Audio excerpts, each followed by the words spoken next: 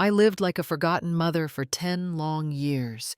No children visiting, no grandchildren, calling just silence echoing through my house. I convinced myself they no longer needed me. It was a truth too painful to swallow. And just when I finally learned to live with that emptiness, the storm hit my life without mercy. Are you curious how I'm still alive to sit here and tell you this story? If you are, leave a comment below and tell me where you're listening from. And don't forget to subscribe, like, and share this video. Your support means more than you know. I still remember the sound of that knock, thin and uneven, like someone trying to stay alive just long enough for me to hear them. If I had ignored it, if I had simply turned off the porch light and walked away, I might have lost both my grandchild and the only truth that had been hiding from me for 10 years. I opened the door and the winter wind pushed in first, sharp and cold. Then the small boy stepped into the light. His jacket was torn at the sleeves, his cheeks streaked with dirt, his breath shaking. He whispered his name as if afraid it would disappear in the air. Jonas Sanders.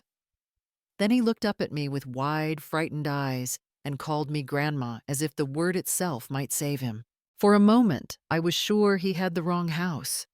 My children had vanished a decade ago after I refused to sell my home to cover their debts.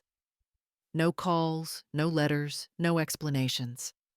I had mourned them in silence, buried every photograph, convinced myself that some wounds were better left untouched.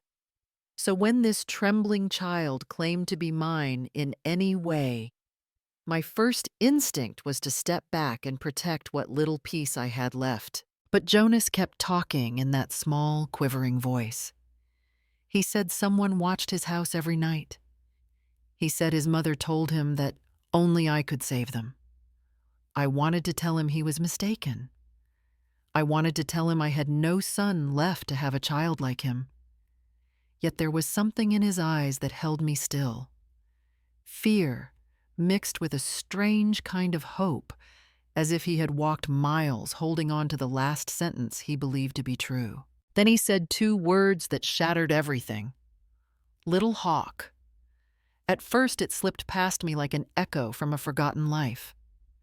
But then he tapped the doorframe 3 times, soft but steady, a pattern only one person on earth was supposed to know. That was the signal I had taught Rowan when he was little, a secret code for help when he felt unsafe. No one outside our family had ever heard it. I felt something tighten in my chest, old grief shifting into something sharper. Jonas could not have known that unless Rowan himself had used it. The cold wind suddenly felt heavier, as if winter had stepped inside my house with him. My doubt fell away, and what replaced it was a quiet dread that moved through me like water finding cracks. Rowan was alive. Rowan was in trouble. And this fragile child standing in my doorway was the proof I never expected to see again. I reached out and touched his shoulder, and he flinched like a bird ready to flee. I told him he was safe now, even though I was not sure it was true. The only thing I knew was that danger had finally found its way back to my door, and that I could not pretend to be alone in the world anymore. I closed the door behind him and felt the house shift around us in a way that told me nothing would ever be the same again. I used to believe my life would stay quiet and predictable, built from the slow, steady rhythm of factory shifts and evenings spent counting groceries down to the last coupon. Damien and I worked at the same canned food plant for more than 30 years. He handled the heavy lines while I kept the paperwork straight, always making sure we had enough overtime to cover the bills, but not so much that it broke our backs. We lived in a way most people would call small, but to us it felt steady and earned. Every dollar had a purpose. Every plan stretched toward one hope that our son would have a future softer than ours. Damien was the builder in our home, not just in the literal sense, but in spirit. When the roof leaked, he patched it. When the kitchen sink clogged, he took it apart himself. He spent weekends shaping the house like it was a living thing, sanding old wood, replacing tiles, sealing windows. I kept every receipt in a tin box under the bed because it made me feel like we were slowly piecing together a foundation no one could take from us. That house was our pride, not because it was big or beautiful, but because every inch carried the marks of our hands and our history. Our retirement plan was simple. We would finish our last few years at the plant, collect our modest pensions, sit on the porch in the evenings, and drink tea while listening to the neighborhood settle. We talked about planting tomatoes in the yard and maybe taking a cheap bus tour once a year if our knees allowed. Nothing extravagant. Just peace. We believed we had earned that much after decades of double shifts and sleepless nights. Then Rowan and his wife arrived with bright eyes and fast voices full of new opportunities. They talked about investments and markets and flipping properties. They said everyone was doing it. They said a little loan from us could change their whole future. At first, we thought they were simply excited about life in a way young people should be. But excitement turned into desperation, and desperation turned into pressure. The numbers kept getting bigger. The promises kept getting harder to believe. Damien tried to reason with them while I checked and rechecked the accounts to make sure we could survive without touching the house. The day we refused to sell it was the day everything cracked. They left in anger and silence swallowed the rooms they used to fill. It felt like losing a limb, not cleanly but slowly, as if grief kept tugging at what remained. We told ourselves that one day they would understand. We told ourselves that protecting our home was the right thing. But the years piled up and the phone never rang. We learned to live with the ache like people learn to live with old injuries. We thought the worst was behind us. We thought our quiet life would continue. We had no idea that the danger they carried would circle back after 10 long years and knock on our door wearing the face of a frightened child. 10 years ago, the trouble arrived in our lives like a storm that had been brewing far away without us noticing. Rowan came to me first with excited talk about fast money and new markets and how everyone was making quick profit from digital coins and fast-rising stocks. I could see the way Mira watched him when he spoke, the way she nodded, as if every word he said proved she had chosen the right man. At first, I thought it was only youthful hope, but hope turned into risk, and risk turned into loss. They poured everything they had into those glowing screens and rising charts, and in only a few months, the numbers dropped until there was nothing left. I did not know then that Mira kept borrowing even after the losses, hiding each new loan behind a sweet smile. One cold night, they returned to our house. I heard the car door slam before they rang the bell. When I opened the door, their eyes were red and swollen. Rowan looked like a man trying to hold the world up with shaking hands. Mira clung to his arm, but she walked inside as if our home already belonged to her. They sat at the small kitchen table where Damien and I had eaten every simple meal for decades. Rowan tried to speak, but his voice kept breaking. Mira spoke for him. She said they needed $80,000 in 2 days. She said it was the only way to fix everything. She said we had to sell the house. The room felt smaller with every word. Rowan kept saying he had failed us. He kept saying he never wanted to ask, but he had no choice. Mira touched his shoulder with such practiced sadness that it made me wonder how many times she had rehearsed that gesture. She talked about how all her friends received help from their parents. She said good parents never let their children drown. Rowan began to tremble under the weight of her words until he raised his voice at Damien for the first time in his life. It was not anger at his father. It was fear grinding through him. I listened, but something inside me remained still as a stone. Their story did not match their eyes. Rowan looked broken, but Mira looked calculating. There was a shine behind her tears that did not feel like despair. It felt like strategy. I watched the way she pressed Rowan to keep speaking for her. I noticed how she avoided every question that might lead to details about the loans. I felt a warning inside my chest, a quiet voice that had saved me more than once. This was not only about bad trades. This was something deeper and darker. When I asked who they owed, Rowan froze. Mira answered instead with vague words and dramatic sighs. She said the lenders would not wait. She said our house was the only solution. She tried to make it sound like we were cruel if we refused. I saw the pattern clearly. It was guilt used like a rope. It was fear used like a hammer. And Rowan, my only child, stood between us, shaking like someone trapped in the middle of a fire. I looked at Damien, and he looked at me. We both understood in that moment that selling the house would not save them. It would only feed whatever danger Mira was hiding. And the house that had taken our whole working life to build was the one thing we could not surrender. The night ended with silence sharp as broken glass. They left without a goodbye, and the door closed on a chapter none of us knew would continue haunting us for a decade. The day I told Rowan and Mira that the house would not be sold was the day I felt our family split like wood under too much pressure. I had spent the entire morning sitting at the kitchen table with my checkbook open and my hands shaking. $12,000. That was all the savings we had left after a lifetime of working and hoping. It was not enough to erase $80,000 in debt. Not enough to pull them out of whatever hole they had dug themselves into, but it was the only help I could give without destroying the life Damien and I had built. I told myself that giving everything we had in cash was still an act of love. I told myself that protecting the house was not selfishness. It was survival. When I handed Rowan the envelope, he looked stunned. He held it like it was too light to matter and too heavy to accept.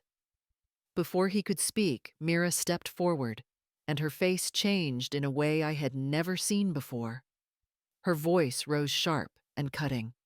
She said I was stingy. She said real mothers sacrificed everything.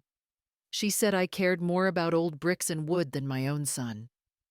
The words hit me hard, but not as hard as seeing Rowan lower his head and let them sink into him.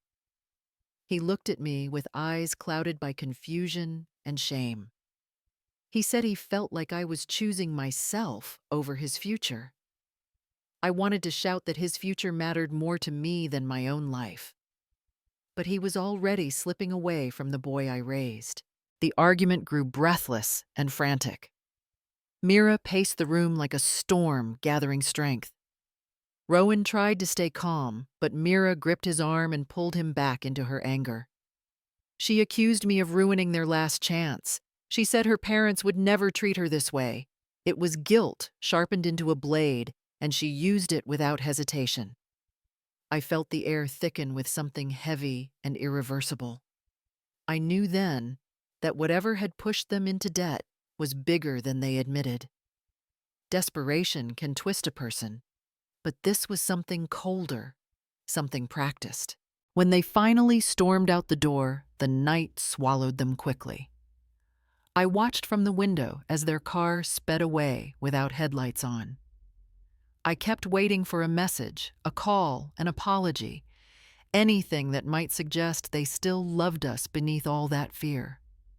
But the hours turned into days, and the days into weeks. Their phone numbers stopped working. Their social media pages vanished. It was as if they had cut the cords that tied us together and disappeared into a life where Damien and I no longer existed. I tried everything I could think of. I called Rowan's old co-workers. I called friends he had grown up with. I called neighbors from apartments they once lived in. Every answer was the same. They do not come around anymore.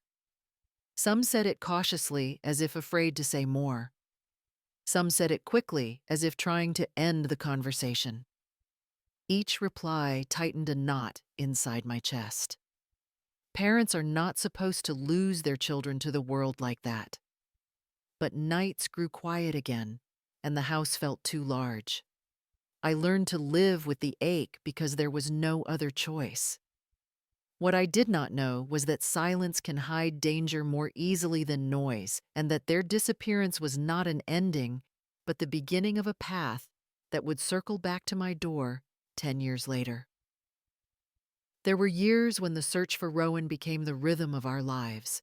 Every few weeks, Damien would take the car keys from the hook by the door and tell me he would be back before dark, though he rarely was. He drove across neighboring states, stopping at cheap motels with flickering signs, small rental rooms near community colleges, and the old workplaces where Rowan once flipped burgers or stocked shelves. He carried dog-eared photographs in his jacket pocket and asked managers and clerks if they had seen a young man who looked like our son. Most people shook their heads. Some stared with pity. Others said they wished they could help. Every time he came home, his shoulders looked a little heavier and his voice a little softer, as if defeat had begun settling into his bones. I told him we had done all we could. I told him that grown children make choices parents cannot undo. But Damien never stopped trying. He was convinced that if he searched just one more town, asked just one more person, he might find the thread that would lead our son home. It was a belief that kept him moving long after hope should have faded. I did not know he was already fighting something far more dangerous inside his own body. The diagnosis arrived quietly in the form of pain he hid from me for months.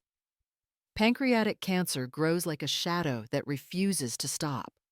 When he finally told me, the doctors spoke with voices that avoided promises. The illness had already advanced too far. Still, he tried to protect me from the worst of it. He said he was simply tired. He said he only needed rest. But at night I could hear him struggle to breathe in the dark. Some evenings he sat on the edge of the bed holding his old search notebook as if reading it might give him strength. I would wake to find him tracing the ink with trembling fingers. The notebook listed every place he had visited, every person he had questioned, every small hope he carried. It was the map of a father's heart, trying to fix what had gone wrong. Near the end, his voice became thin, like a thread. He took my hand and told me he was sorry. Not for being sick, but for failing to bring our child home. That sorrow carved itself into my memory in a way nothing could erase. I told him he had never failed, that love does not disappear simply because distance grows. He closed his eyes as if he wanted to believe me, but could not quite reach that place of peace. When the final morning came, the house felt too quiet. After the funeral, I found his notebook on the nightstand with the last page torn from use. I placed it in the drawer by my bedside, where it has stayed ever since. Sometimes I open it and feel as if Damien is speaking to me through every handwritten line. It is the only inheritance he left, a record of his search, and a reminder that love keeps moving even when the body can no longer follow. I hold it carefully, because to me, it has become his last message, a story he began that I must now finish. After the funeral, the house changed in a way I could not fully explain. It was still the same old place with the same wooden floors Damien had sanded by hand, and the same kitchen where I used to cook for 3 people instead of 1. But the silence inside it shifted. It became heavy and sharp, like something you could cut your hand on. I would wake in the middle of the night, hearing only the steady ticking of the wall clock, that single rhythm echoing through rooms that once held laughter and arguments, and the warm clatter of dinner plates.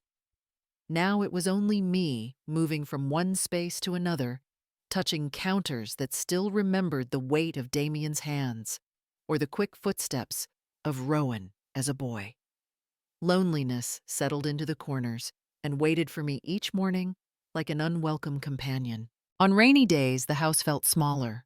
I would sit by the window watching the water slide down the glass and start wondering things I had avoided for years. Was Rowan alive? Was he safe?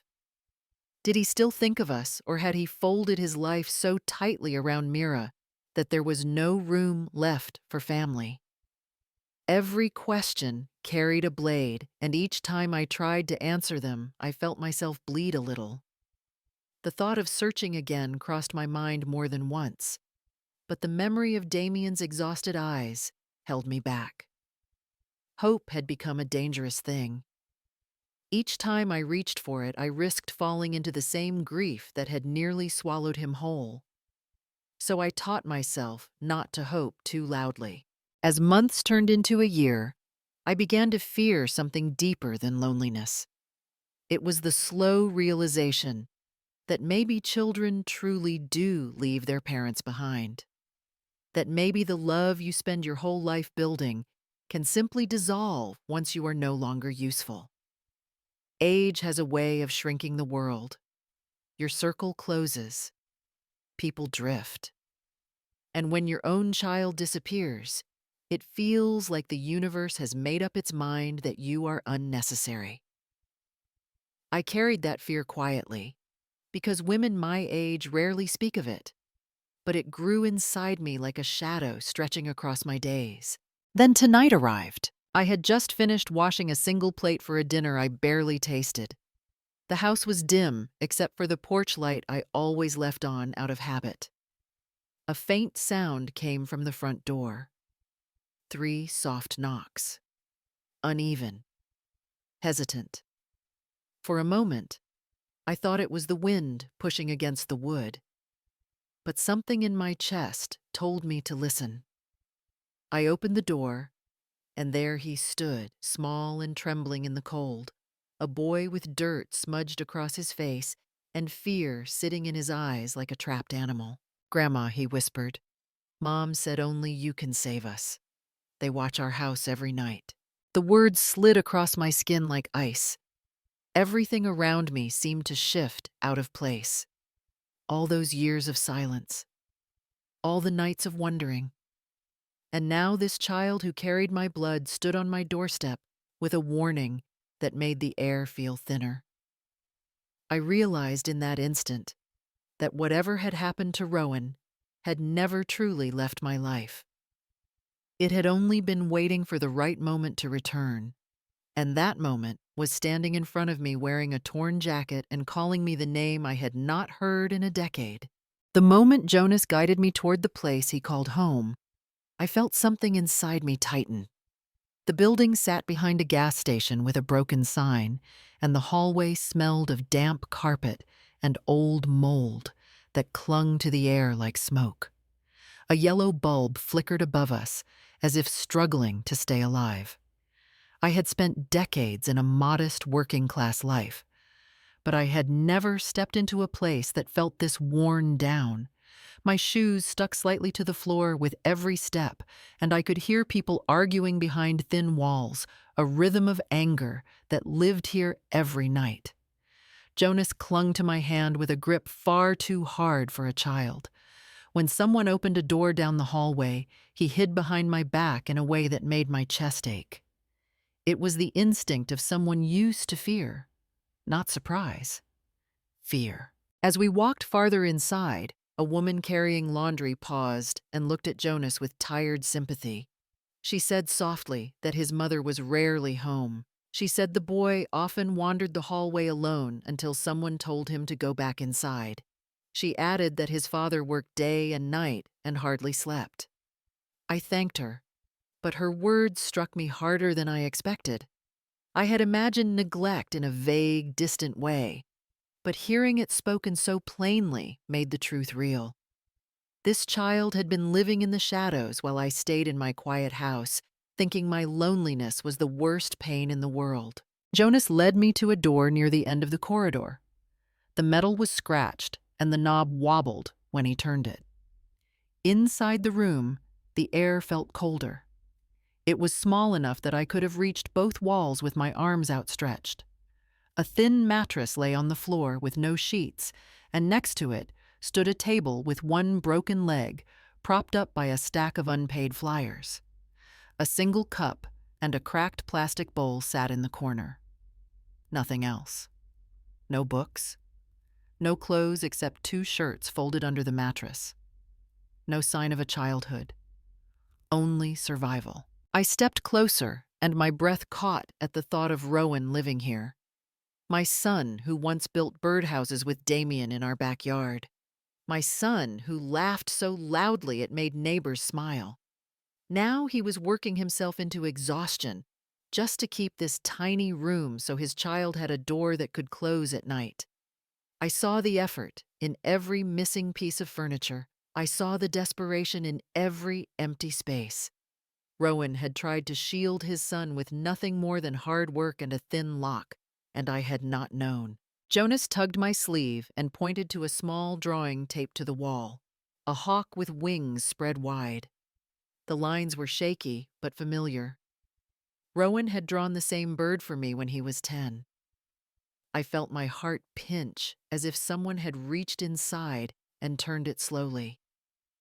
My son was still sending signals even from this place of ruin. And now his child had brought me here to show me what Rowan could not say.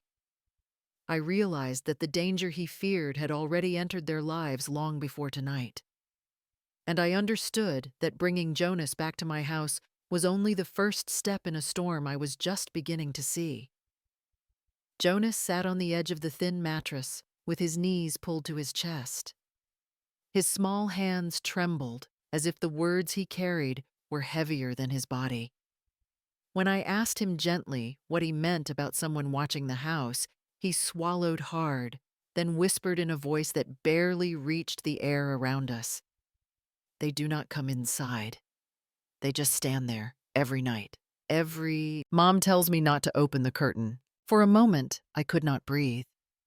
I had heard of such things before during the years I worked at the factory. Stories shared in break rooms about neighbors who borrowed from the wrong people. Groups that never shouted or broke in but used silence like a blade. Standing outside night after night until fear hollowed you out. It was a pattern I recognized instantly, and dread spread through me like ink in water. This was not simple debt. This was the kind of threat that grew quietly until it swallowed everything you loved. Jonas rubbed his eyes with the back of his hand and continued speaking in shivers. Sometimes he slept in the bathroom because it was the only place without windows. His father told him it was safer there. I looked toward the small door at the corner of the room and felt something inside me collapse. That tiny tiled space was the only corner in this entire building where a boy could hide from the eyes waiting outside. Rowan had known that.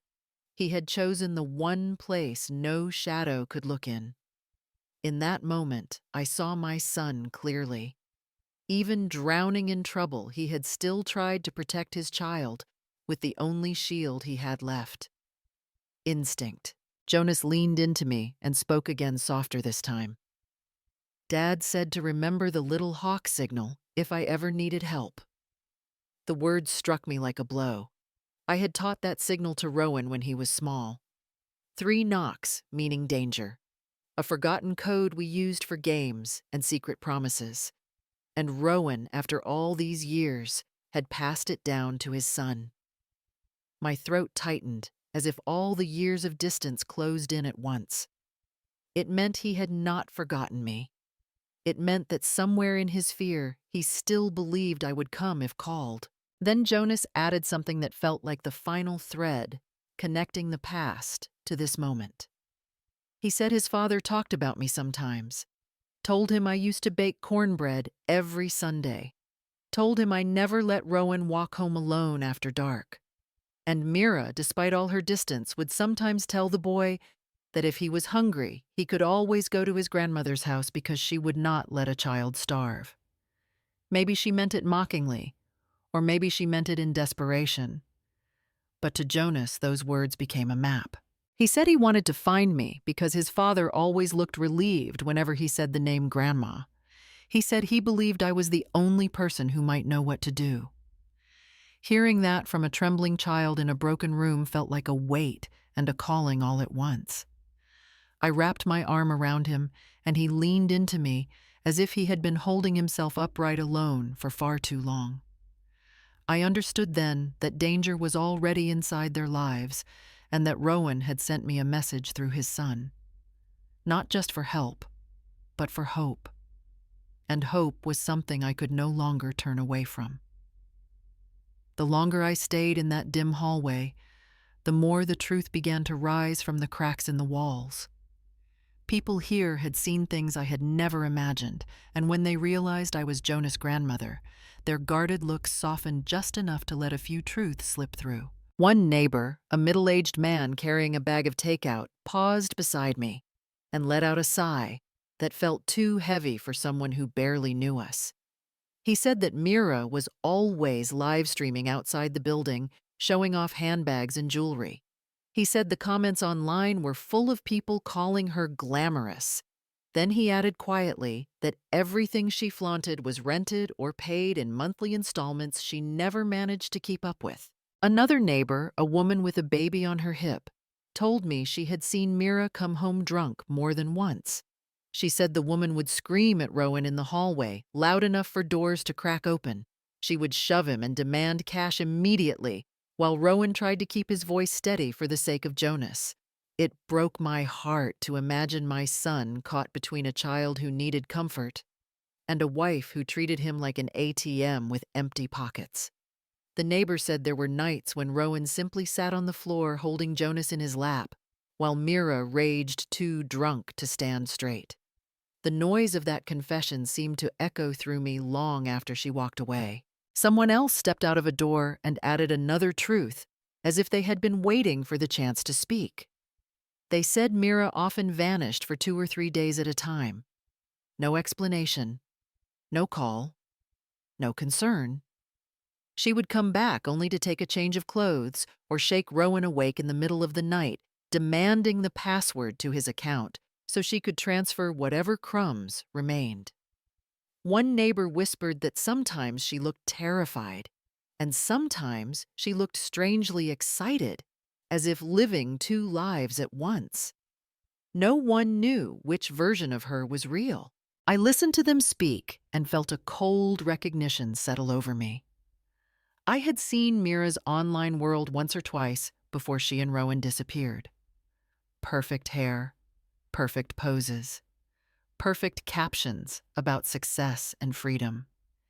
And now I stood in a hallway that reeked of mold, hearing the truth behind those images.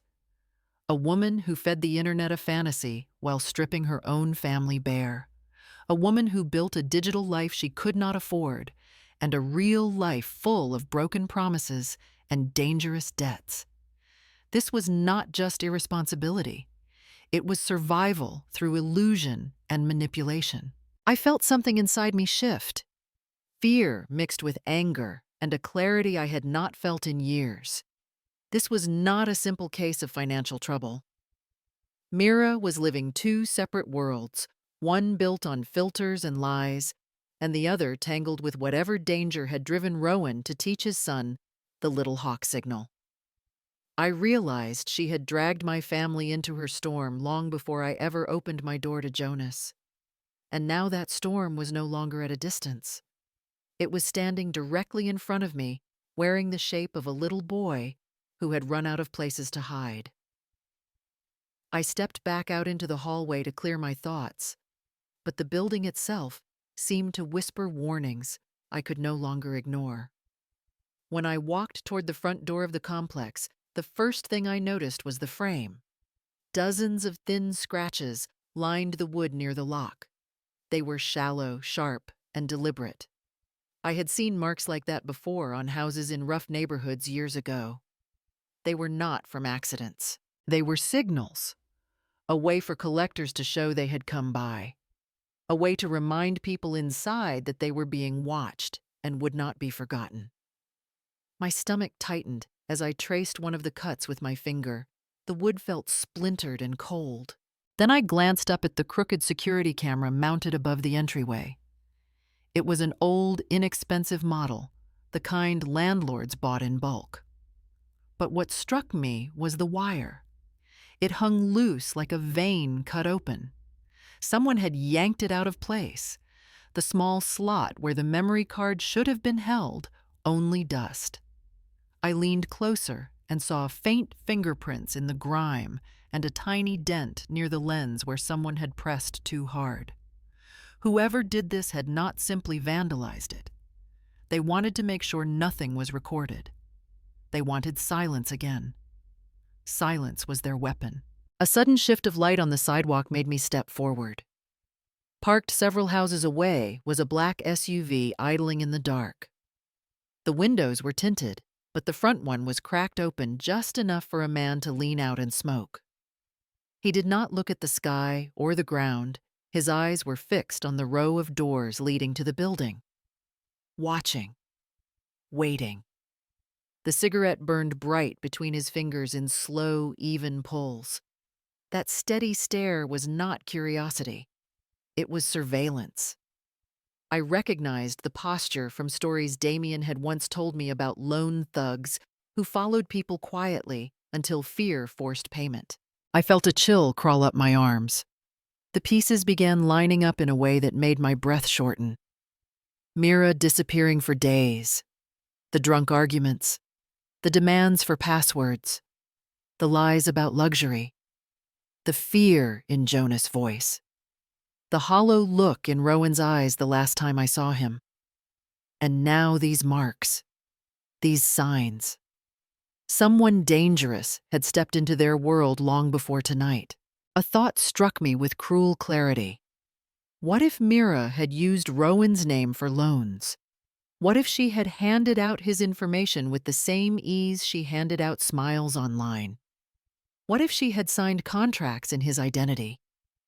He would be the one held responsible. He would be the one hunted. I imagined Rowan in this tiny apartment working double shifts, not just to survive, but to outrun a debt he did not create. I imagined him teaching his son the little hawk signal because he knew danger might reach them at any moment. My hands began to tremble as the truth grew sharper. This was not simple debt or reckless spending. This was something criminal, something calculated, something that had already wrapped its hands around my family. As I stood there under the flickering porch light, I realized the situation was far worse than I had guessed. I was no longer looking at a story about a struggling couple. I was looking at the shadow Mira had dragged behind her. And that shadow had begun following her husband and her child. Whatever she had done, whoever she had crossed, would not stop until they got what they wanted. And now, by stepping into this world, I had become part of it too. The moment I left the motel row, I knew I could not handle this alone. The fear in Jonas voiced the marks on the door, the broken camera, the man in the SUV, all of it pointed to something far beyond the reach of a grandmother's instincts. I went home and sat at the kitchen table, staring at the address book I had not opened in years. Most names were crossed out retired, moved away, or simply lost to time. But one number still felt steady. It belonged to an old friend who once worked in the social welfare office, handling domestic violence cases and advising families drowning in debt. She had seen things the rest of us only whispered about. When she picked up, I heard the concern in her voice before I even finished the story. She did not hesitate. She told me there was someone I needed to meet, a young attorney named Delaney Cole. She said this woman had a reputation for taking on cases that scared other lawyers. Cases involving financial predators, loan groups that operated in the dark, and scams that stripped families down to nothing. She said Delaney had stared down people most attorneys avoided and had won more times than anyone expected. The next morning, I found myself sitting in a small office lined with stacks of files and an oversized plant leaning toward the window for light. Delaney stepped in with a folder already in her hands. She was younger than I expected, but her eyes were steady in a way that told me she had seen too much too quickly. She listened without interrupting, while I recounted everything from the Little Hawk signal to the vandalized door and the strange man in the SUV. She took notes silently, her pen moving fast, as if she already saw the shape of the danger. When I finished, she exhaled slowly. She began outlining an initial report, and I felt my heart tighten with every detail she wrote. She said the pattern was familiar. Mira might be involved in a scam network or running illegal transactions using Rowan's identity. Transaction fraud, she called it, using someone's personal information to pull money through accounts before anyone notices. She said the disappearing acts, the pressure for passwords, the sudden debt, the surveillance, all matched the behavior of people caught in something far larger than household mismanagement. Then she looked at me with a seriousness that left no room for doubt. If the men outside the apartment are connected to a fraud ring, Rowan is in more danger than you realize. They do not stop with warnings. They escalate. They take whatever they believe is owed. I felt the room shift under her words. The weight of them pressed into my chest until I could hardly breathe. For years, I had believed my greatest loss was silence from my child. I had never imagined that the silence was hiding something far more threatening. Delaney closed the folder and rested her hand on it, as if anchoring me to something solid. She said we needed to move carefully, but quickly. She said this was no longer a family issue. This was a case, a dangerous one. As I walked out of her office, Jonah's hand tucked into mine, I understood something I had refused to admit until now. Rowan had not abandoned me. He had been running, and now I had to run toward him before the storm behind him caught us all. I thought I had already braced myself for the worst, but the call from the private investigator tore open a door I did not even know existed. He met me in the corner booth of a small diner where the lights were too bright and the air smelled like burnt coffee. Jonas sat beside me, drawing little hawks on a napkin, while the detective slid a folder across the table. His voice stayed calm, but there was a weight behind every word. He said Mira was not just in debt. She was involved with a man who worked inside an international crypto scam ring. He said this was not neighborhood trouble. This was the kind of mess that agencies like the FBI monitored because stolen identities and digital laundering moved faster than anyone could trace. I opened the folder with hands I could barely keep steady.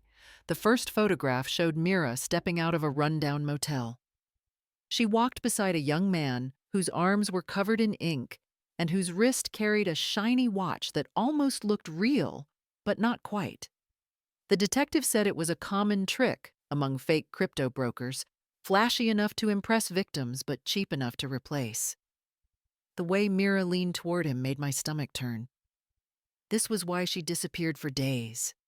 This was the company she chose over her husband and child. He played a short video on his tablet next. The grainy footage showed Mira in a parking lot handing a small USB drive to the same man. In return, he slipped her a thick envelope that she tucked into her coat with a practiced motion. The detective said this pattern was tied to pump and dump crypto schemes where scammers falsified market numbers, then vanished before investors realized the currency was worthless.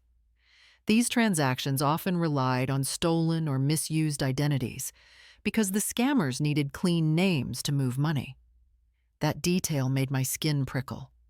If Mira had used Rowan's information, then his name would be on every suspicious transaction. The next page in the folder showed a screenshot of an old case file. The man in the video had a history with federal investigations involving wire fraud and identity theft.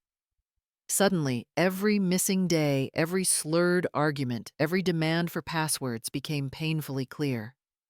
Mira was not drifting. She was working. Not legally, not safely, but actively pulling herself into a storm of criminal networks while dragging Rowan behind her. I felt the room tilt slightly as the detective closed the folder. He said quietly that the situation was no longer just dangerous, it was volatile. If the people watching the apartment were connected to the scam, then Rowan was not simply a man in debt. He was a liability to criminals and a potential suspect to federal agents. The danger came from both sides, and neither one showed mercy. Jonas pressed his small hand against mine, sensing something had shifted, even if he did not understand the details. In that moment, a truth settled over me with the weight of a falling tree.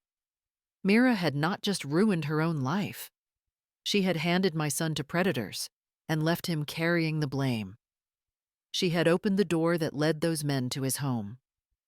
And if I did not act quickly, Rowan might disappear into a place even darker than the past 10 years. The detective returned 2 days later with a thicker folder and a face that told me the truth was about to cut deeper than before. We sat in his office this time, a cramped room filled with old case boxes and the faint hum of a desktop computer. He placed several printed statements on the desk between us and tapped the first page with his pen. These came from a crypto trading platform, he said. The account name is R. Sanders 888. You might think it belongs to your son, but it does not. I leaned forward, squinting at the screen captures. The username was too familiar. Rowan used the number 88 once on an old email account when he was in high school. But the detective slid another photo across the table, a blurry image clearly taken without consent. It showed Rowan's ID held in someone's hand, as if snapped quickly before he could notice. Mira, he said quietly. She created the account using a stolen image of his documents. It was never his. It was hers. Every transaction, every withdrawal, every scam attempt had been pinned to Rowan from the start. The next pages showed lines of transfers ranging from $200 to $800. Small enough to avoid detection, large enough to add up. Each transfer hopped through different wallets like stepping stones across a river. The detective pointed at the pattern. Tier 1, laundering small, frequent movements designed to disguise the origin. This is textbook behavior. Someone knew exactly what they were doing. My breath grew shallow. I imagined Mira alone in this tiny apartment, snapping a photo of Rowan's ID while he slept or showered. I imagined her creating usernames, passwords, linking emails that led back to burner numbers she later disconnected. The detective confirmed it. The phone number registered to the account was a bait number, a prepaid line used to redirect blame. Whoever traced it would eventually hit Rowan's real number, the one he used for work, the one any debt collector would view as proof of ownership. So when the victims of the crypto scam realized their money was gone and followed the trail, they did not find Mira. They found Rowan. To them, he was the thief, the scammer, the one who took their savings and vanished. The detective said that several of the collectors who had been watching the apartment were convinced Rowan owed them and that he had been hiding from repayment. They had no reason to look for Mira. Her footprints were carefully wiped clean. As the truth settled in, I felt something inside me harden. Mira had not only betrayed her family, she had branded my son a criminal, stamped his name on her crimes, and let him carry the weight she was too cowardly to face. Rowan was never the debtor. He was the shield. And she had stood behind him while strangers sharpened their knives on his life. I pressed my fingers to the printed statements, feeling the edge of the paper bite into my skin. For the first time in years, I felt anger, not just sorrow. My son had been drowning, and no one had seen it because Mira made sure the world blamed him instead of her. Now those men outside his door believed he owed them money. Now every digital trail pointed to his name. And unless someone stopped this now, the next knock on his door would not belong to a child begging for help. It would belong to someone far worse. The detective asked me to follow him into a small room behind his office where the lights were dim and a monitor glowed softly in the dark. He said a neighbor across from the motel had offered footage from their outdoor camera. When the screen lit up, my breath stilled. The video was grainy, but clear enough to see the shape of danger standing right in front of my son's life. A black SUV sat parked across from Rowan's door. The engine lights flickered faintly, like the vehicle never fully shut off. A man in a dark jacket leaned casually against the driver's side door. Not casual in comfort, but in intent. His posture said he expected someone to slip up.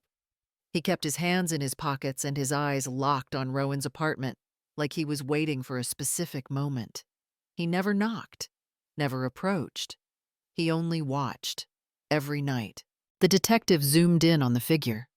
I saw the outline of tattoos running beneath the sleeve of the jacket and the sharp movement of his jaw as he chewed on something like gum or anger. The detective pulled a thin sheet from the folder in his hand. The man had a record for intimidation for debt collection, legal on paper, illegal in practice. These were the types who worked under companies with polished signs like asset recovery or delinquency processing, but everyone in the real world knew who they actually served. He clicked the video again. This time, the camera angle shifted as the man stepped to the front of the SUV. The headlights flashed just enough to catch the license plate. The detective froze the frame and enlarged it. The number was clean, too clean. He typed it into his database, and after a few seconds, the screen displayed the owner of the vehicle. Not a person, a company. The name meant nothing to me, but Delaney recognized it immediately when she joined us. She said the company was one of dozens registered in California, used as shells by high-interest lenders and by groups running online scams. She said they were designed to look legitimate while acting as shields for criminal networks. She leaned closer to the monitor, and her voice dropped into something heavy and cold. People like this do not kill their targets, she said. Killing closes doors. It attracts law enforcement. It ends debt. And debt is what they want alive. She pointed at the frozen image of the man leaning against the SUV. They pressure. They corner. They push until the debtor has no choice but to step forward. And the person they are pushing is Rowan. The words hit so hard my hands tightened around the edge of the chair. All the nights Rowan had been awake. All the mornings Jonas said his father looked tired and frightened. They were not random moments of exhaustion. Rowan had been under surveillance, under threat, under a system that wanted him terrified enough to appear with money he never owed. I stared at the paused image of the man and felt a deep cold settle into my bones. This was no misunderstanding, no accident, no misdirected debt. These men were here for Rowan, because Mira had left his name behind like bait, because she had walked away while he remained marked. Delaney placed her hand on my shoulder. Her voice was steady. "We can still get ahead of this," she said, "but we have to move before they force him out into the open."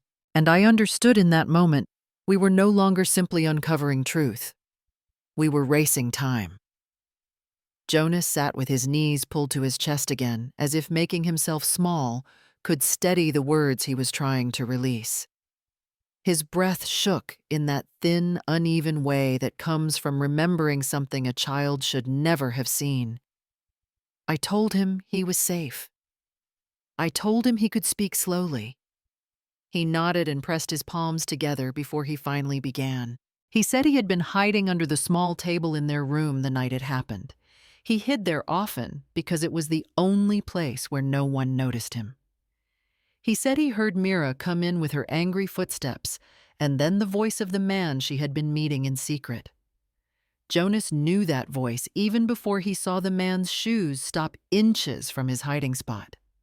They were arguing, loud, sharp, words cutting the air like thrown stones. Jonas said Mira owed the man $15,000. A transaction fee, he called it. Something to do with whatever illegal trade they were running. Jonas said she kept insisting she needed more time, but the man sat down hard enough to shake the table above his head and slammed his palms so loudly Jonas thought the wood would crack. The man shouted that if Rowan did not agree to put his name on another account, he would handle it himself. Jonas mimicked the gesture without realizing it, lifting his hand and letting it fall, as if showing me the violence he had seen. The memory made his shoulders jerk every time he breathed. Every part of me froze. The man had threatened my son in a way that left no doubt about what he meant. Handle it was never about paperwork. It was about punishment. Force. Hurt. I felt a coldness crawl up my spine, so sharp I had to grip the chair to steady myself. Jonas said he panicked and made a small sound under the table. Mira saw him and her fury shifted instantly. She reached down and dragged him out by the wrist. Then she struck him across the face so fast he had not even closed his eyes. He said she hissed at him to keep quiet, to never tell Rowan what he had heard, that if he said anything, they would all be in trouble. He touched his cheek as he spoke, as if the sting had never really left. That was the moment I felt myself bend under the weight of everything I had heard. My chest tightened, and something inside me ached like an old scar tearing open. Rowan had been living under threats no man should face. Jonas had been living under fear no child should breathe. And I had been sitting in my quiet kitchen believing I had simply been abandoned. The truth was so much darker. They had been surviving a world that circled them like predators waiting for blood. Jonas pressed his forehead against my arm and whispered that he thought the man would hurt his dad. He said he had nightmares of hearing that voice outside the window every night, and I knew then that this was no longer about debt or even fraud. This was about saving my son before someone else decided his life was a bargaining chip they could destroy. Delaney asked me to sit down before she continued because what she was about to say would change everything. I felt Jonas lean against my arm, as if he sensed the truth coming before I did. Delaney folded her hands on the desk and began speaking with the kind of calm that only appears when the truth is too sharp to soften. She said Mira had sold Rowan out, not by accident, not by panic, by design. Mira had used his information as a shield for herself, turning him into the name on every fraudulent account, so she could walk away clean whenever the scam turned ugly. Delaney explained the pattern slowly, so I could absorb it. The boyfriend needed someone to stand in front, a front man, someone with a clean and believable identity, someone who looked ordinary enough to not draw attention. And Rowan, with his steady job, and no record fit that role perfectly. Mira had handed him to them. She gave them the one thing they needed most. A name they could attach their crimes to. A name they could sacrifice if anything went wrong. I felt my heartbeat slow to something heavy and cold. Every time Mira vanished, she was not escaping trouble. She was delivering information, signing papers, moving money under Rowan's identity. And every time the collectors came to the door, they were not looking for her. They were looking for Rowan. Because on every document, on every transaction, on every digital trail, Rowan was the one who looked guilty. Delaney lifted the folder slightly, as if showing me the weight Rowan now carried. She said the men outside the apartment were not confused. They knew exactly whom they wanted. They did not knock for Mira. They waited for Rowan. Because in their world, the person who stands on the paperwork is the person who must pay the price. And in the eyes of the law, Delaney added, Rowan might be viewed the same way, a suspect, a participant, someone whose name appeared on enough illegal transfers to trigger a federal investigation. My hands tightened in my lap until my knuckles ached. For years, I believed my son had run from me. The truth was the opposite. He had been running from them, from the debt collectors who believed he owed them money, from the criminals who used him as cover, from a system that could arrest him simply because someone forged his signature in the shadows. The fear he lived with was not imagined, it was earned. I felt something shift inside me, a deep crack opening between the mother I had been and the mother I needed to become. This was no longer a family tragedy. This was a criminal case. And Rowan was standing in the center of it with danger closing around him from every direction. If Mira and that man kept pushing him to sign one more account, one more transfer, one more lie, Rowan could lose everything. His freedom, his safety, maybe even his life. Jonas looked up at me with wide eyes. He whispered that he did not want his dad to disappear. That was when I understood the full horror of it. Rowan was not just at risk of being hurt. He was at risk of being erased, swallowed by a crime he did not commit, while the real culprits walked free. And I realized with painful clarity that I was the only one left who could pull him out of the darkness before it closed completely. I walked 3 blocks past my own neighborhood before I dared to stop.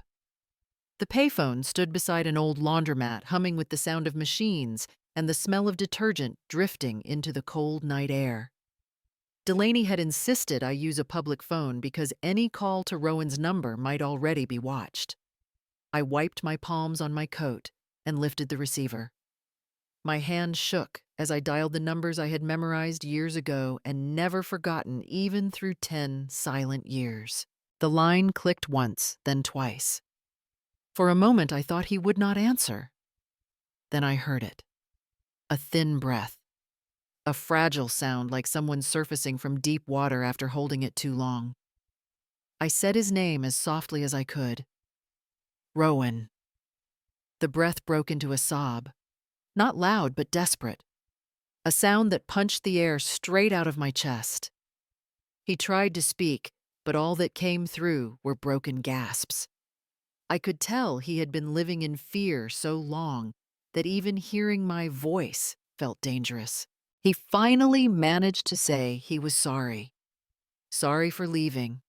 Sorry for hurting us. Sorry for every unanswered message I had sent before the silence became permanent. His words tumbled out too fast, as if he needed to say them before someone ripped the phone from his hand.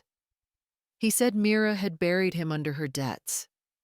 He said he had tried to shield Jonas, but Mira twisted every attempt at safety, made him feel guilty, made him believe he was the one ruining everything. He said he had been running in circles for years, trying to keep Jonas fed, while keeping Mira calm, while keeping the collectors from forcing their way in. I pressed my forehead against the cold metal of the payphone. Hearing my son sound like that, hearing a man in his 30s speak with the terror of a trapped boy, nearly broke me. I told him he did not need to explain. I told him I knew enough now to understand the truth behind the years of distance. I told him Jonas was safe with me. He choked on a breath when I said that. Relief and fear mixed together in one small sound. He said he wanted to come to us, but he could not. Not yet. He said the man Mira worked with sometimes lingered outside after sunset. He said the collectors were close. Too close. He said they thought he was the one stealing money. He said they were watching. 90 seconds. That was all we had. I heard the tremor in his voice when he whispered that he had to go. I heard the muffled scrape of a door in the background and his breathing jump like a heartbeat out of rhythm.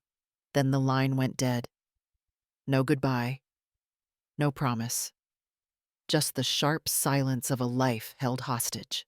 I kept the receiver pressed to my ear for several seconds after the call ended. My hand would not loosen. My mind would not move. Rowan was alive but drowning. And now I knew exactly how dark the water around him had become.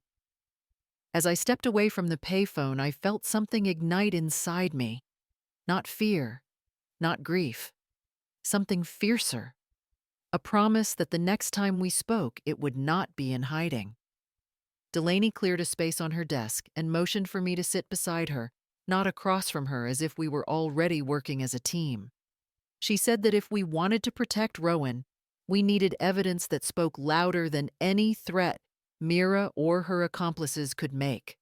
Not guesses, not suspicions, hard proof.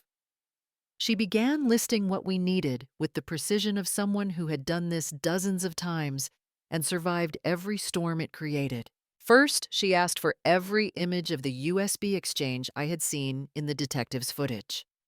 She said the USB itself was a critical element because scammers often stored stolen identities, transaction keys, or laundering instructions on them.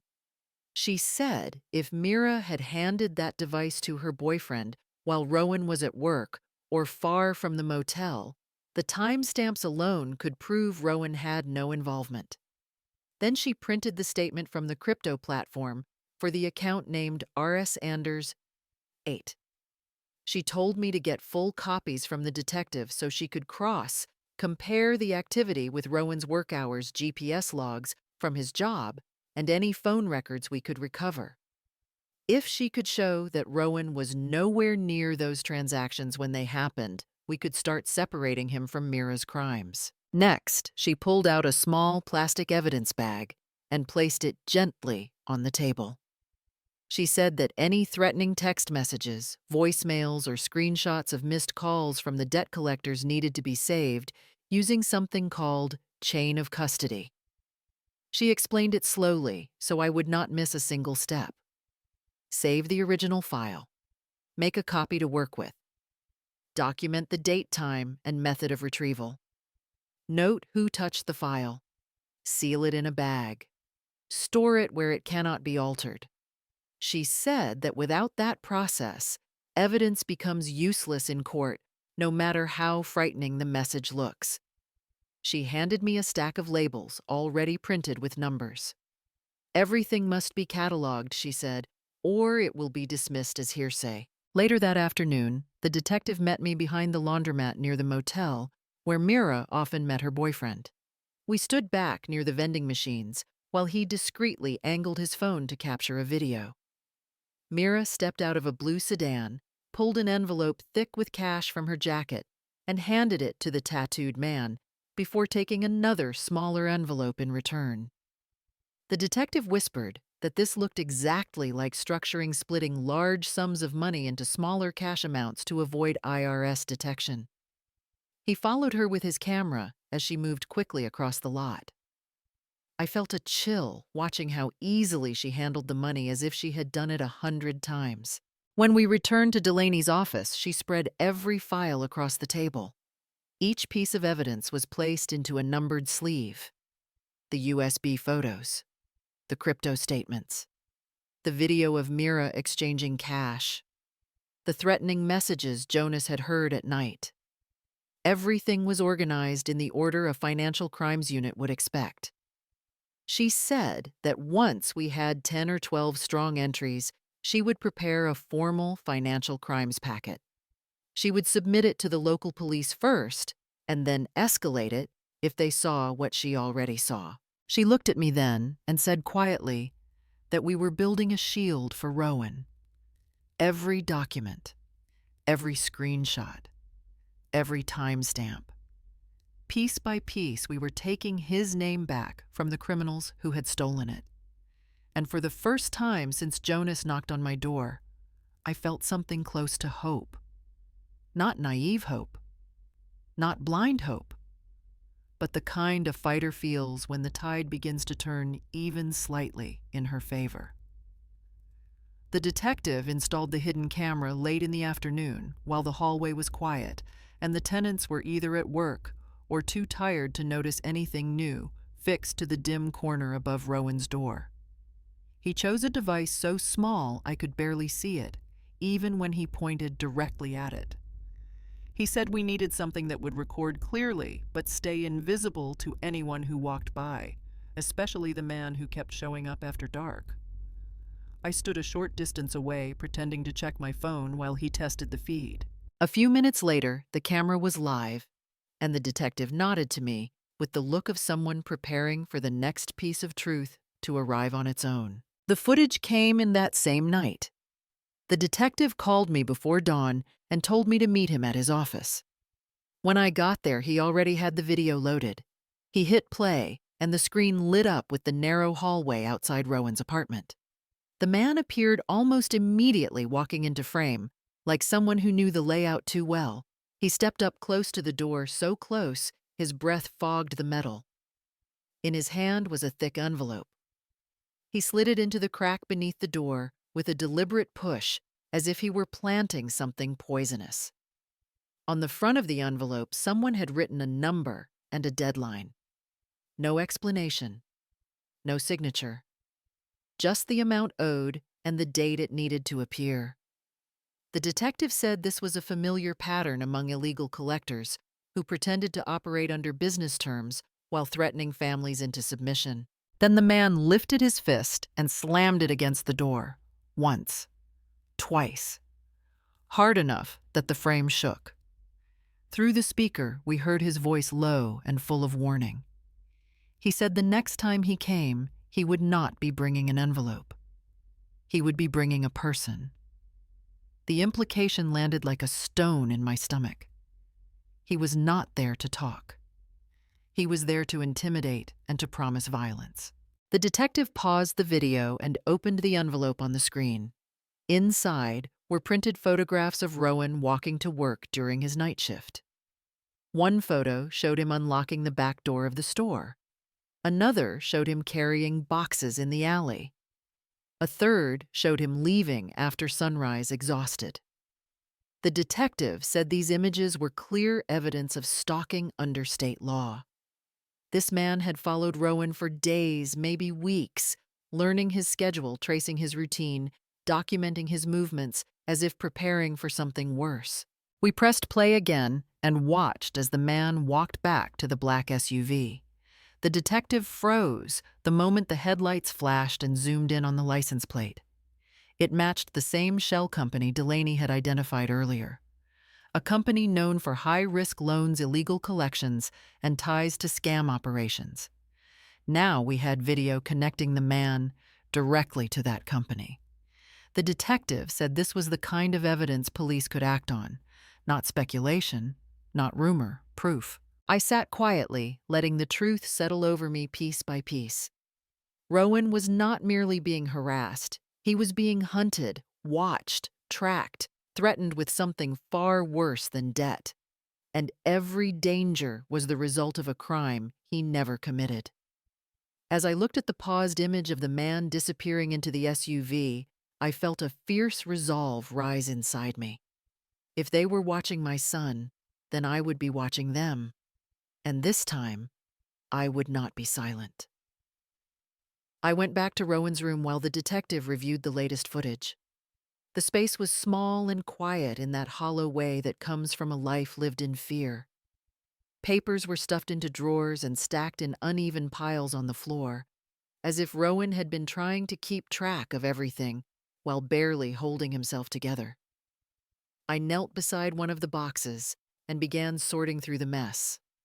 Old pay stubs, rent reminders, receipts for groceries that looked like survival written in ink. Then something caught my eye. A folded set of medical papers half hidden beneath a stack of unpaid bills. When I opened it, my breath stopped. It was a hospital bill from nearly a year ago for Jonas. The diagnosis written in the notes listed bruising near the ribs and wrist. Injuries no child should have without someone asking questions. I ran my fingers slowly over the printed lines, as if touching them could change the reality they described. The explanation section included a note written by Mira claiming that Jonas had fallen down a set of stairs. But just below that, the physician had added a quiet but unmistakable line: suspicion of injury due to possible abuse. The words were clinical, but they struck like a blade. I sat back on the edge of the bed, letting the truth sink into me heavier than anything I had faced in years. Jonas had not told me the full story. He had hidden more pain than his trembling voice had revealed. I imagined him curled up somewhere in this same apartment, clutching his side, trying not to cry too loudly in case it sparked another storm. and Rowan. My sweet, frightened son caught between protecting his child and being threatened into silence. I could almost hear Mira S.'s voice twisting his fear. If he reported her, she would take Jonas and disappear. She would make him believe the only way to keep his son was to stay quiet. The paperwork in my hands trembled, not because of the cold, but because of a rising fury that felt older than grief. A mother can forgive distance, but she cannot forgive the harm done to a grandchild. I looked around the room again, imagining how many nights Rowan must have held Jonas close, waiting for the bruises to fade. How many times he must have walked past this very bill, unable to throw it away, yet unable to act on it. Fear had locked him inside a life that should never have belonged to him. I folded the bill carefully and slid it into my coat pocket. It felt heavier than paper should feel, like proof, like truth, like responsibility. The kind of evidence Delaney could use not only to protect Rowan, but to make sure Jonas never had to cower under a table again. As I stood up, the room seemed different. Not just a space of struggle, but a map of everything my family had endured in silence. And holding that bill in my pocket, I knew I could not let silence win again. Delaney worked through the night. When I arrived at her office the next morning, the lights were already on, and she was standing over a long table covered edge to edge with documents, photographs, and labeled evidence sleeves. She looked up at me with tired but focused eyes and said we were ready. I stepped closer and saw the file she had assembled. It was nearly 2 inches thick, a solid block of truth, heavy enough to hold in both hands. Every piece of evidence we had gathered over the past days sat inside that binder, arranged with the precision of someone preparing to walk straight into battle. She opened it slowly for me to see. There were the screenshots of the R.S. Anders 88 account showing the fraudulent transfers and the mismatched timestamps that proved Rowan could not have been involved. Next came the still images from the hidden camera, the man pushing the envelope under Rowan's door, the threats written directly onto the outside, the footage of him shouting that next time he would bring a person instead of a payment notice. Delaney had labeled each frame with exact dates and times. After that came Jonas's statement, written in simple words a child could understand, but strong enough to shake any investigator who read it. Then the hospital bill. She paused there and rested her fingers gently on the page, as if acknowledging the weight of what it meant. Evidence of bruising on the ribs and wrist. Evidence a doctor had already suspected abuse. Evidence Rowan had been too terrified to report. She turned another page, and I saw a section titled Proposed Charges. Each line was typed in bold letters: financial fraud, wire fraud, child abuse, harassment and stalking, identity theft. She said these were not guesses. These were charges commonly filed in cases exactly like this one. If the police accepted the file, and she believed they would, it would trigger both a criminal investigation and a protective process for Jonas. She said CPS would receive a copy of the evidence automatically and would begin an independent investigation into Mira's abuse. She said this was how we shielded Rowan from being blamed and how we ensured Jonas would never return to that home. By mid-morning, we were standing inside the precinct. Delaney handed the thick binder directly to the supervising officer. Her tone was steady but unyielding as she outlined the contents. The officer asked a few questions, flipped through several pages, and his expression changed from polite attention to something much more serious. He said they would begin reviewing immediately. Delaney asked that CPS be notified at once. The officer agreed. When the file left her hands, an odd silence settled over me. A silence filled with both fear and relief. Fear for what came next. Relief that the truth was finally in motion. We stepped out into the hallway, where the air smelled faintly of old paperwork and floor polish. Delaney placed a hand on my arm and spoke in a low voice meant only for me. She said that I had not simply saved my son. I had saved my family from the grip of criminals who would have destroyed us piece by piece. She said this was the moment everything began to turn. For a long second, I stood there holding her words inside me. Then I breathed slower and deeper than I had in weeks, maybe years. The fight was far from over, but for the first time, I felt we were no longer running. We were standing our ground. The hallway was already buzzing when we arrived, the kind of restless noise that happens when neighbors sense something dangerous enough to watch, but too frightening to approach. Several of them stood pressed against the peeling walls, holding their phones high, as they recorded what was happening inside Rowan's apartment. From the doorway, I could hear Mira screaming. Then something metal slammed against a wall so hard the sound echoed into the hallway. When I stepped closer, I saw a frying pan lying crooked on the floor and a crack splintering up the frame of the doorway where she had thrown it. Mira was pacing like a cornered animal, knocking over chairs and ripping open drawers as if the chaos itself would hide her fear. The police officer beside Delaney called out for her to stand still. His voice was calm but firm, practiced from years of dealing with people who believed rage could stop consequences. Mira spun toward them, her face red and wild. She yelled that no one was allowed inside because it was her home. But even from where I stood, the truth said otherwise. Every document said the lease was in Rowan's name. Mira did not own anything here except the mess she had made. My eyes moved past her and landed on the smallest shape in the room. Jonas was curled tight in a corner with his hands clamped over his ears. His body rocked in tiny, frightened motions, like he was trying to disappear into the wall. The sight hit me so hard my knees almost gave out. All I wanted was to run to him, but Delaney touched my arm lightly to keep me steady. She whispered that we needed to let the officers secure the room first. I nodded, even though staying still felt like its own form of breaking.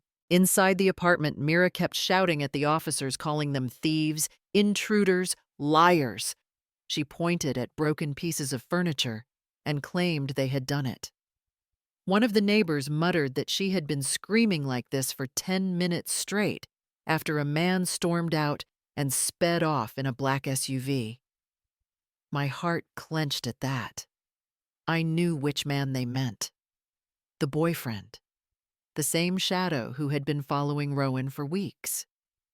The moment the police arrived, he must have run. Mira suddenly bolted for the door, pushing past a fallen chair as if she thought she could still escape, but the officers moved fast, blocking her path before she could reach the hallway. At that same moment, we heard the low rumble of an engine outside.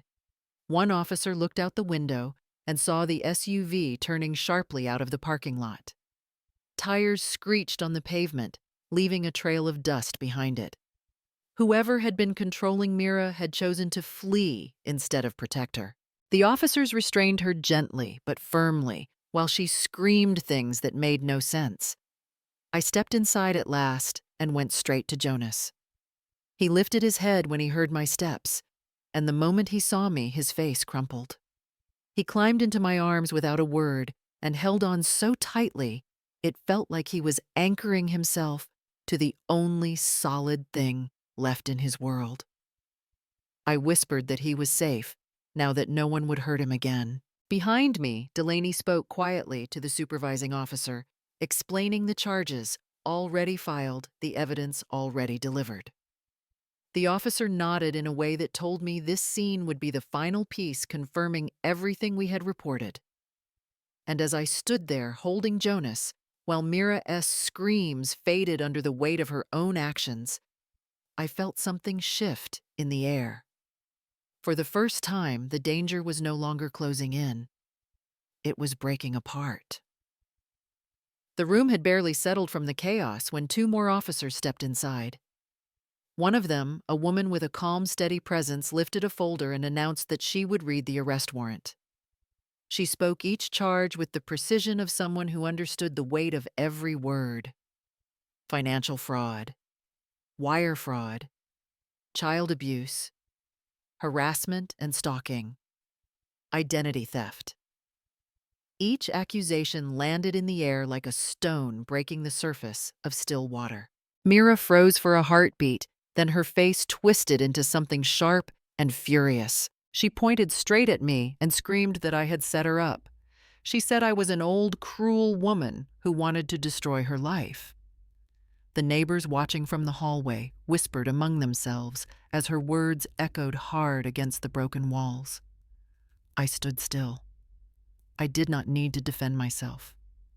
The truth was louder than anything she could shout.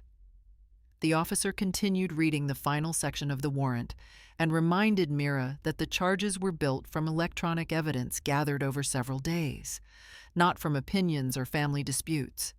When the officer said this, Mira's rage flared hotter. She hissed that I had manipulated everything so I could break her family apart. The same story she had always told Rowan to poison him against me. But this time, the officers did not let her spin the narrative. One of them said firmly that the warrant had been verified by the district attorney after reviewing the digital transactions camera footage, witness statements, and medical documentation. Nothing about this arrest relied on emotions. It relied on facts. Mira swung toward Rowan as if expecting him to shield her the way he once tried to protect their fragile family. She reached for his arm with a desperate, pleading look. I saw Rowan flinch before her fingers could touch him. He stepped back and his voice came out low and tired in a way I had never heard before. He said for her not to touch him again. There was no anger in his tone, only the final exhaustion of a man who had been suffocated for too long. Mira shrieked something unintelligible and tried to pull away from the officers, but they held her gently and firmly. She kicked at a fallen chair, yelling that Rowan was lying, that I had forced him to turn against her. But Rowan only stared at the floor, his shoulders hunched, as if years of fear were finally sliding off him all at once. I felt my chest tighten, watching him. This was the moment his silence finally cracked. The officer finished the reading and signaled for her team to escort Mira out. As they guided her toward the door, she kept throwing words behind her like broken glass, scattering sharp and frantic. But none of them could change what was happening. The truth was now larger than her voice.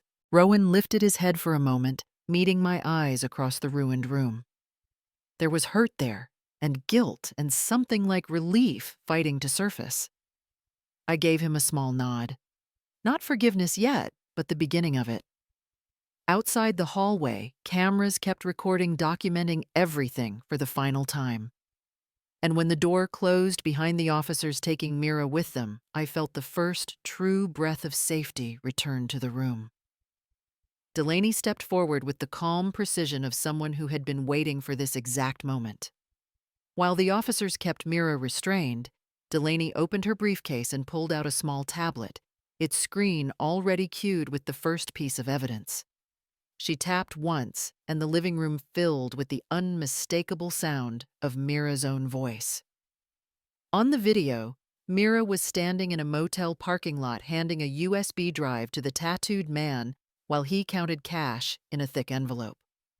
The timestamp glowed in the corner, confirming the date and hour. Delaney looked straight at the supervising officer and said that this was the same evening Mira had claimed she was at the gym. The officer raised his eyebrows and nodded for the next file.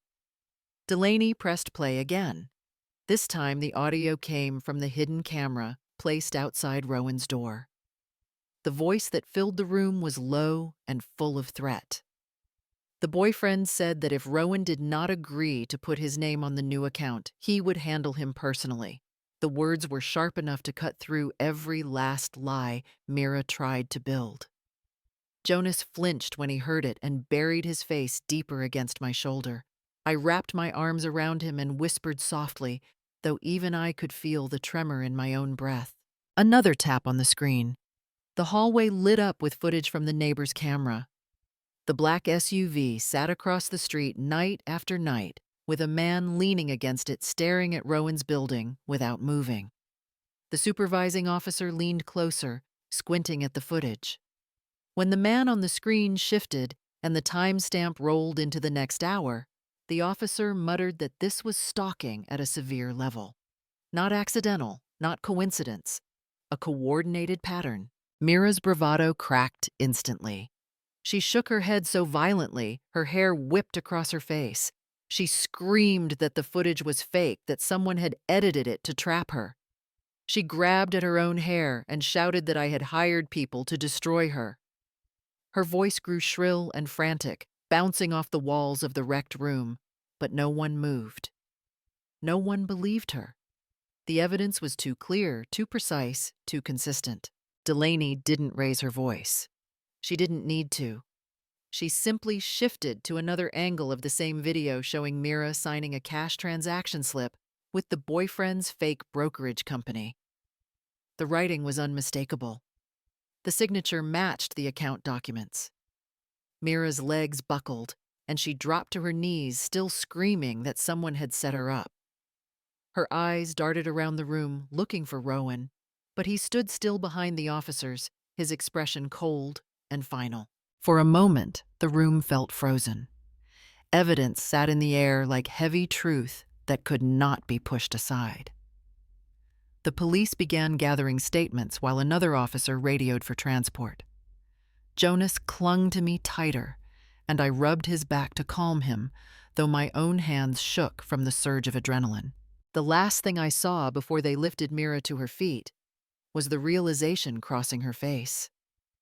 She understood that the truth had finally outrun her lies, and this time, there was no one left to shield her.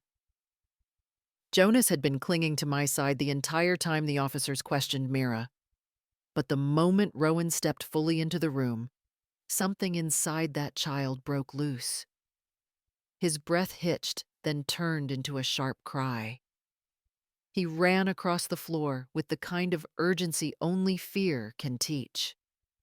He threw himself into Rowan's arms, sobbing so hard his whole body shook. Hearing him cry like that carved through me in a way nothing else had. This was not the cry of a child startled by loud noises. This was the sound of a little boy who had been scared for far too long. Rowan dropped to his knees the instant Jonas reached him. His hands trembled as he wrapped his arms around his son, pulling him close as if making sure Jonas was real and safe and still here. I heard Rowan's breath break in the middle, as if relief and guilt were fighting for space in his lungs. His forehead pressed to Jonas's hair. His shoulders shook, not from weakness, but from finally letting go of a terror he had been carrying alone for years. He held his son the way a drowning man holds the surface.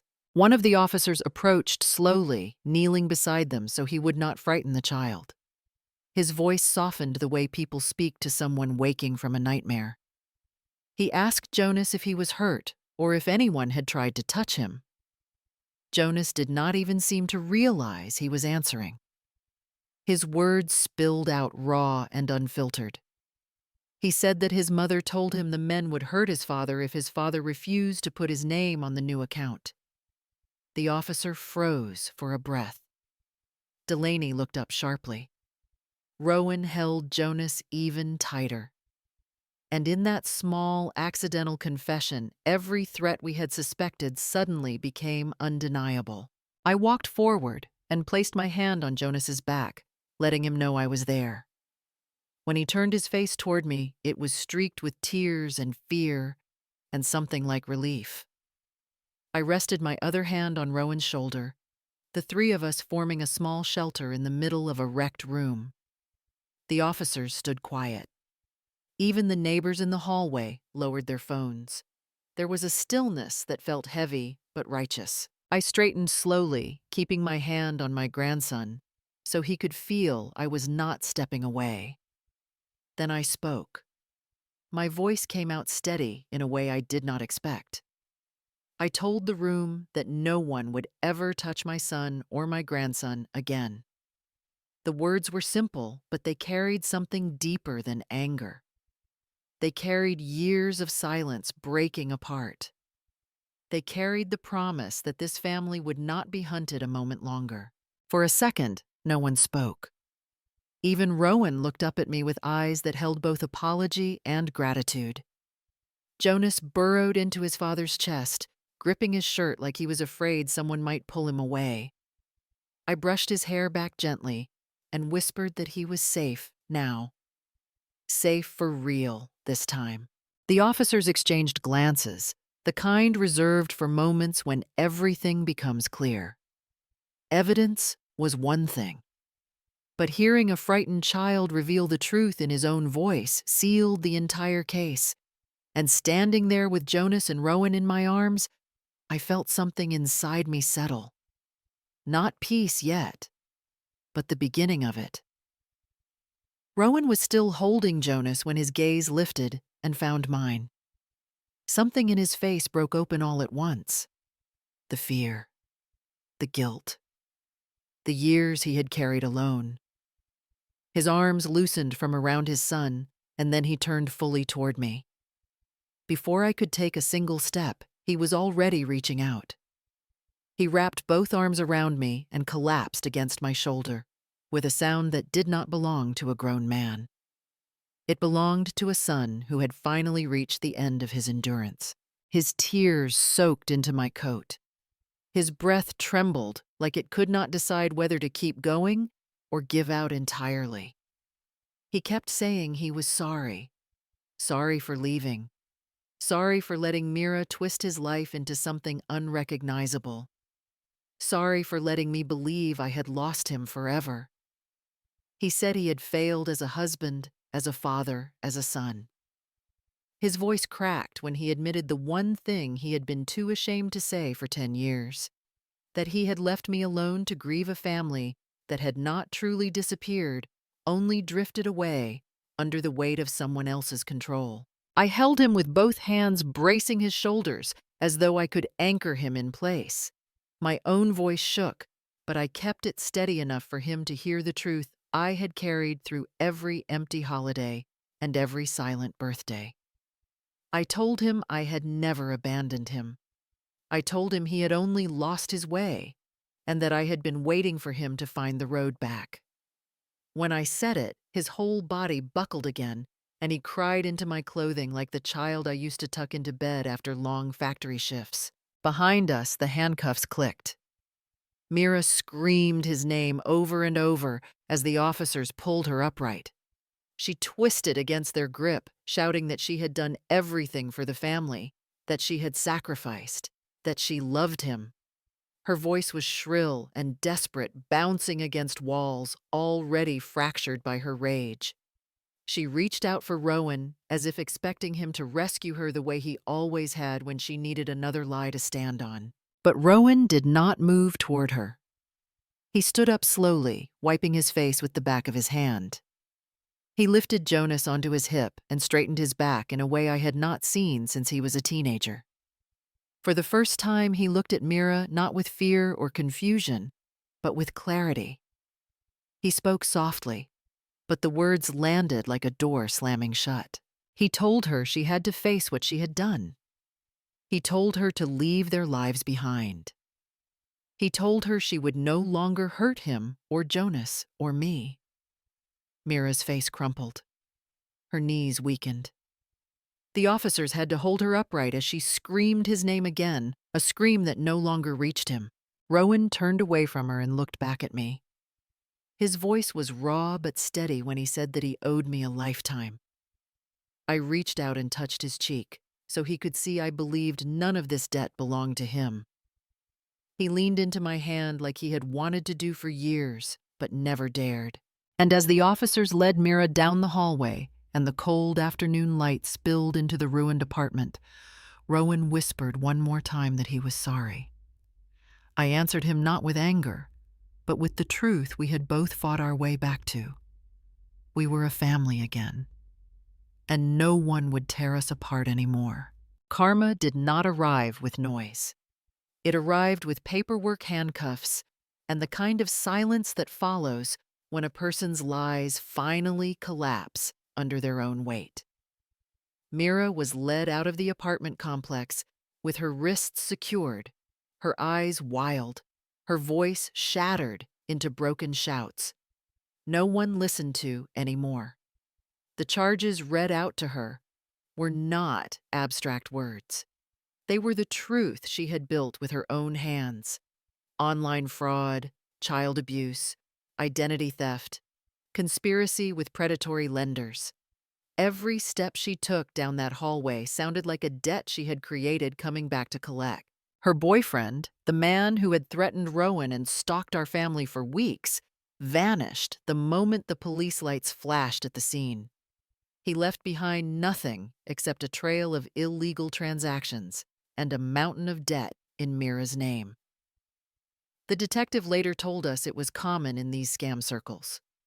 When danger arrived, the person higher on the chain fled and left the one at the bottom to take the fall. Mira had trusted a man who used her fear and her vanity as tools. In the end, he had abandoned her the same way she had abandoned her family. Everything she had done to others came back to her in a single violent turn. Rowan was cleared of every accusation. The district attorney filed a formal statement confirming he had been used as a shield, a false identity placed in front of crimes he never committed. They placed him under witness protection for the remainder of the investigation, so he could rebuild his life without the shadow of those men finding him again. When he signed the forms, his hands no longer shook. There was a steadiness in him I had not seen in many years. The neighbors who once kept their distance now spoke openly. They told the officers how often they had heard Jonas crying, how long they had seen Rowan walking home exhausted from work, while Mira strutted through the hallway with shopping bags she never paid for. They shook their heads when the police carried out boxes of evidence. One neighbor, an older woman with kind eyes, said she always knew something was wrong, but had been too afraid to intervene. Now she watched Mira disappear into the backseat of the patrol car and whispered that justice had finally arrived. Jonas stayed beside me the entire day. At times, he held my hand so tightly my fingers went numb. He ate a full meal that night without glancing at the door in fear. When Rowan tucked him into bed at my house, the boy fell asleep within minutes, his breathing soft and even, his small fist wrapped around the corner of the blanket instead of clinging to someone in panic. For the first time in 10 years, a child in our family slept without fear. When the sun rose the next morning, it filled my kitchen with a warm, pale light. Rowan sat across from me drinking coffee while Jonas colored quietly at the table. The house felt different, like the air finally had room to settle. We had been broken apart for a decade. But now, after everything, I could feel the pieces moving back into place. Our family had survived, and we would not be dragged into darkness again. Rowan and Jonas moved into my house quietly, almost shyly, as if they were afraid the walls might push them back out. The place still smelled faintly of the cedar polish Damien used every winter, and some afternoons I could almost hear the soft scrape of his boots by the doorway. The house had been lonely for years, but now it breathed again with the sounds of a child on the stairs and the uneven steps of a man trying to relearn how to live without fear. I watched them carry their small bags into the spare room Damien once used for woodworking. Rowan set Jonas's things down first, as if placing the child back into the world where he belonged. Then he turned slowly, looking at the worn floorboards, and whispered an apology meant for no one and everyone at once. At night, after Jonas fell asleep, Rowan often found me sitting in the living room. He would pause in the doorway with the kind of hesitation grown men carry only when they have been wounded by life. He would say he was sorry again, that he had let himself disappear, that he had let me sit alone with unanswered prayers for so many years. I would tell him that sorrow had its place, but it could not build a future. He would nod and breathe a little easier each time. Little by little, the weight that had bent his shoulders began to lift. Some evenings I sat alone at the dining table and looked at the empty chair at the end. Damien's chair. I would rest my hand on the back of it, tracing the grain of the wood he had polished so many times. I would speak softly in the quiet room, telling him that we had found our boy again, that the house he fought so hard to keep standing had protected one more generation. I liked to imagine him smiling the gentle, tired smile he always wore after long factory shifts. It made the silence feel warm instead of hollow. Jonas grew braver each day. He learned to eat without glancing toward the door and to sleep without curling into a tight, frightened ball. One afternoon, he sat beside me at the kitchen counter, tapping lightly on the wood 3 times the old SOS rhythm I had once taught Rowan. I asked him if he remembered why his father learned it. Jonas said yes, but this time he wanted it to mean something different. Not danger, not fear, just a reminder that he had people who would come for him always. I touched his hand and felt something inside me loosen. I began writing in my journal again. The entries came slowly at first, then steadier. I wrote that age was not weakness. Age was knowing when to protect a home and when to save it all over again. I wrote that justice did not always bring happiness, but sometimes it brought breath. Full breath. The kind you take after surviving a storm. Some nights, I still ask myself whether justice truly heals or whether it simply clears the air enough for people to begin again. I do not know the answer yet. But as I watch Rowan tuck Jonas into bed and hear footsteps moving through a house that was once too quiet, I feel something small and steady forming in the space where grief used to sit. Maybe happiness is not the victory. Maybe it is the return, and maybe that is enough for now.